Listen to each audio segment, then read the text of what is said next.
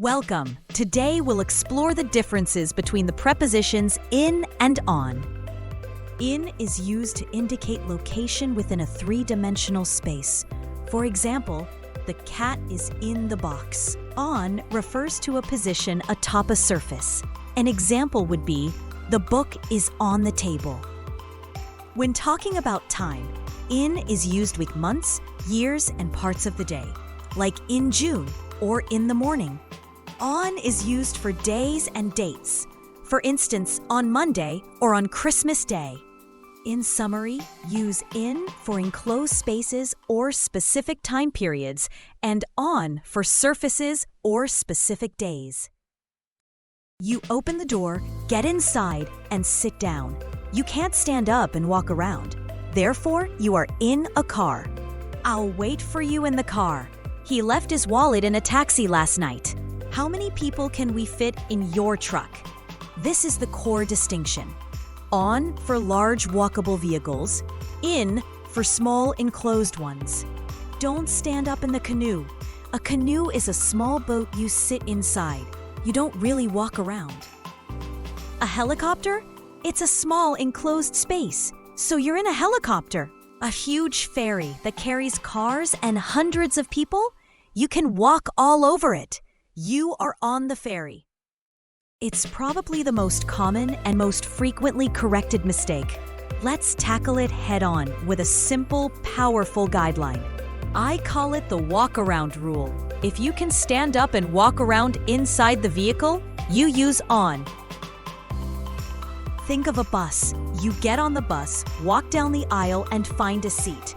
You are a passenger on a larger vessel. The same logic applies to a train, a plane, a subway, or a ferry. I was on the train when you called. She gets nervous when she's on the plane. We spent 3 days on a cruise ship for our anniversary. Sorry, the connection is bad. I'm on the subway. The bus or plane is like a moving platform that you happen to be on. Welcome to today's episode, where we tackle one of English's most stubborn challenges, even for advanced speakers. Choosing between in and on. Have you ever felt totally fluent but still get those subtle corrections from native speakers? Absolutely, and it's a common experience. Even people who handle business meetings or tell jokes in English can stumble over these tiny prepositions. It's like there's a hidden rulebook that only native speakers seem to know. That's spot on. Take Alex, for example, a software engineer who leads meetings in English daily. Yet when he said, "I'll be in the train," a colleague corrected him to "on the train."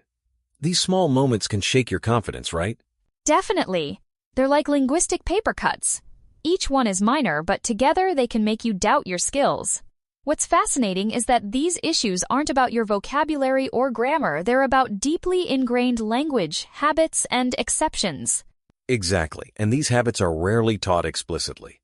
Today, we'll break down the logic and help listeners move from good English to truly natural-sounding English. Let's dive into the world of in versus on and uncover the rules and exceptions. Let's start with transportation, the most classic battleground for in and on. Why do we say in a car but on a bus? What's the logic there? The main guideline is what I call the walk-around rule. If you can stand up and move around inside the vehicle, you use on. Think of buses, trains, planes, and ferries. You're a passenger on a moving platform. For smaller enclosed vehicles like cars or taxis, where you can't walk around, you use in. That's a helpful image. But what about exceptions? For example, is it always on a plane, even if it's a tiny four-seater? Or what about bikes and horses? Great questions. For small planes, where you're confined, in is actually correct. In the small plane. As for bikes, motorcycles, skateboards, or horses, you're literally sitting or standing on their surface, so it's on. This extends to things like surfboards and skis. The surface logic wins here. So, to recap, on for walkable vehicles or surfaces, in for small enclosed spaces. But context matters, like in a canoe versus on a yacht. Can you give a tricky example where people often get it wrong? Sure, take the Segway. You stand on it, so it's on a Segway. But if you're in a tiny submarine, you'd say in the submarine. The key is always to ask, am I inside a container or on top of a surface?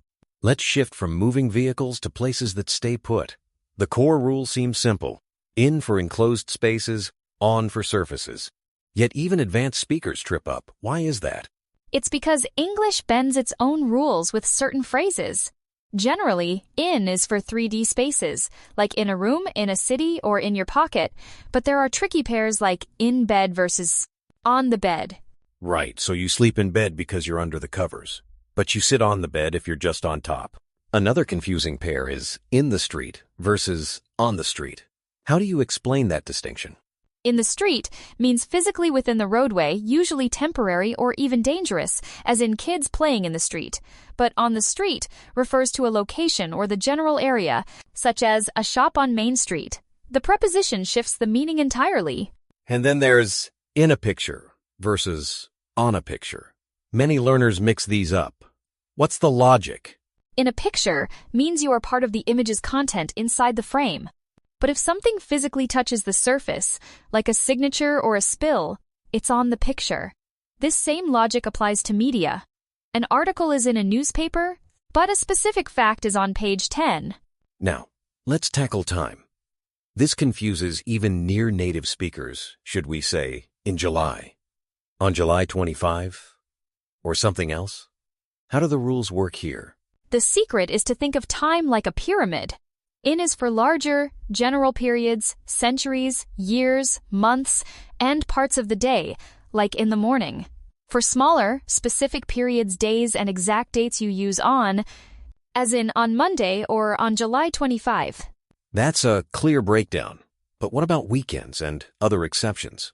I've heard American and British English use different prepositions. Exactly. Americans say on the weekend, treating it like a block of days, while Brits prefer at the weekend, seeing it as a point in the schedule. Both are correct in their context, but it's a detail that can help you sound more local.